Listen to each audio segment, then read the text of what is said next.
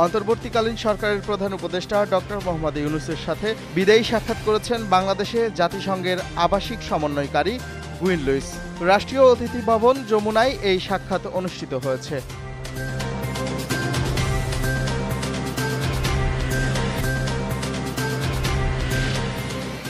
দেশের অর্থনীতি স্বস্তিতে রয়েছে বলে মন্তব্য করেছেন অর্থ উপদেষ্টা সালেউদ্দিন আহমেদ। সচিবালয়ে উপদেষ্টা পরিষদ কমিটির বৈঠক শেষে সাংবাদিকদের এক প্রশ্নের জবাবে তিনি একথা বলেন।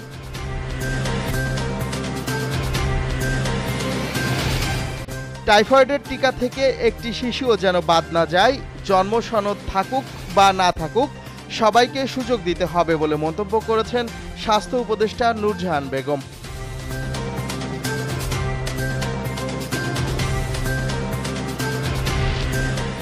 গাজা যুদ্ধের ২ বছর পূর্ণ হলো আজ, তবুও উপত্যকাটিতে থেমে নেই ইসরায়েলি আগ্রাসন।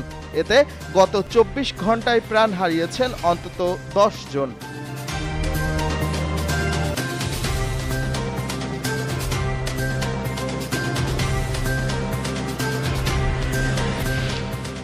আন্তর্জাতিক মহলের দুর্বলতার সুযোগেই সুমুদ ফ্লোটিলার মানবাধিকার কর্মীদের বন্দী করে ইসরায়েল, এমন অভিযোগ করেছেন সুইডেনের আলোচিত পরিবেশবিদ গ্রেটা থুনবার্গ।